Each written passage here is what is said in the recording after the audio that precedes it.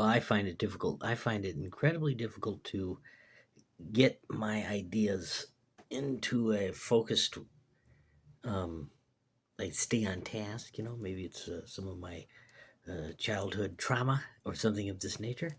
But I want to listen to this, man. That the ChatGPT really helps out a lot and can help us a great deal when it comes to our evolution, spiritually, psychologically, and our healing process.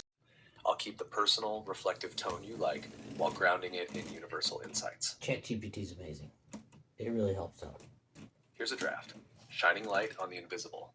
Healing the bond with an unavailable parent. Healing from a difficult parent-child relationship is rarely about finding a perfect cure. More often, it is about gradually shining light on what was hidden, naming the patterns that shaped us, and then deciding what to do with that awareness. The first step is often the simplest and the hardest at the same time, acknowledging the truth. Once we see the relationship clearly, without illusions, we can begin to loosen the trauma bonds that have held us for decades. For many, this begins with the painful realization that their parent did not, or perhaps could not, love them in the way they needed. As children, we interpret everything our parents do as a measure of our worth. If they are dismissive, absent, or condescending, we often conclude that we are unworthy.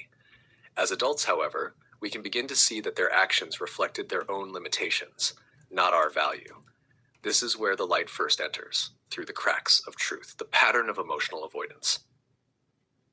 Some parents communicate not with openness, but with avoidance, using passive-aggressive remarks, vague compliments, or superficial engagement.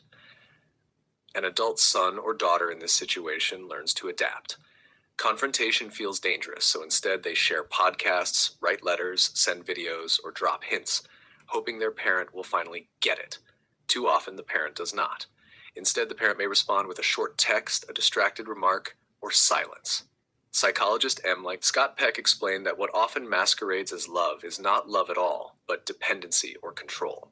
In The Road Less Traveled, he wrote, "Dependency may appear to be love, but in actuality it is not love. It is a form of anti-love. It has its genesis in a parental failure to love." This captures the cycle many adult children recognize. The bond feels like love because of its intensity, but when examined closely, it is built on unmet needs and painful repetition. The scapegoat's role.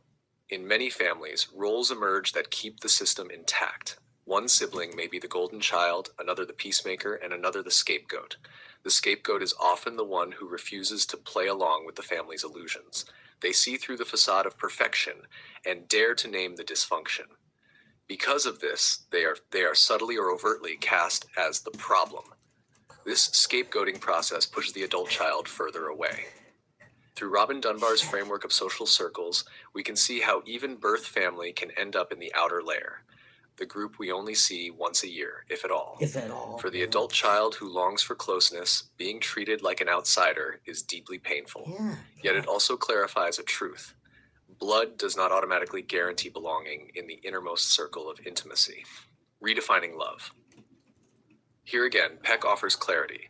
He defined love not as a feeling, but as a choice, the will to extend oneself for the purpose of nurturing one's own or another's spiritual growth. By this standard, love is shown in action, attention, and sacrifice. When a parent invests time and presence, a child feels valued.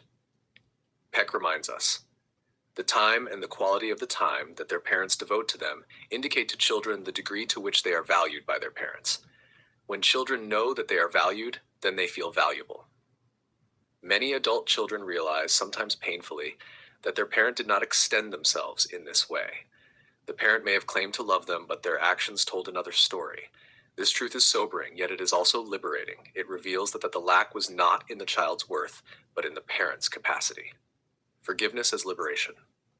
Yeah, funny thing is, once awareness and acceptance settle in, another question arises. What next?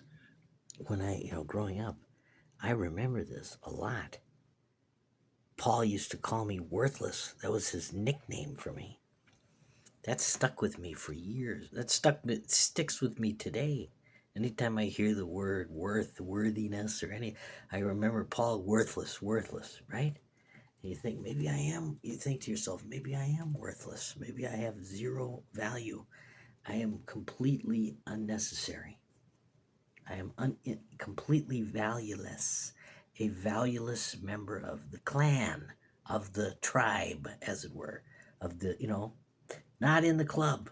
I ain't in the club. Do we fight for connection or do we let go? Here, the teachings of A Course in Miracles offer a way forward.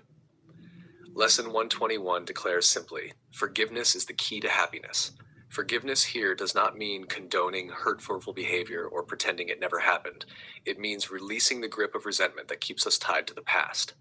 One passage frames it as a spiritual awakening.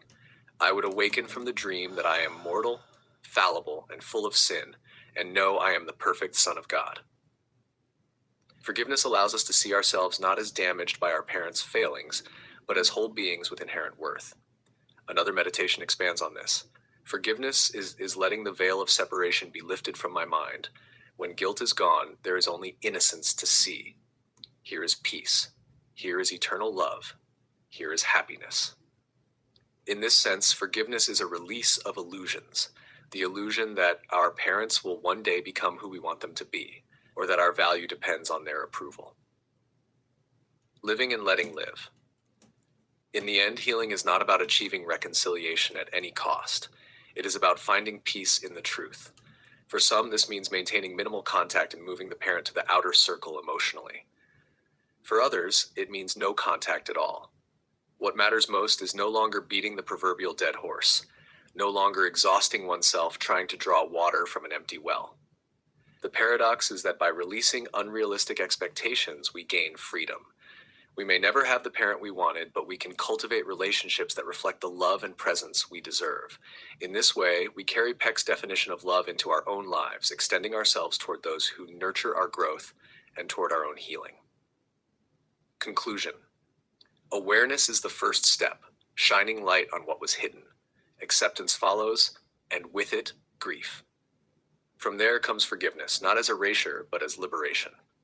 Finally, we choose how to live and let live, surrounding ourselves with those who meet us with authenticity and care. As A Course in Miracles teaches, forgiveness is the path to peace. As Peck reminds us, love is not words but actions. And as Dunbar shows, closeness is not guaranteed by blood, but by mutual effort. With these insights, the adult child of an unavailable parent can step out of the shadows of the past and into the possibility of a freer, truer life. Word count 115. Would you Excellent like me to job, make this read a ChatGPT. little Thank more you, like my a friend. YouTube script / monologue?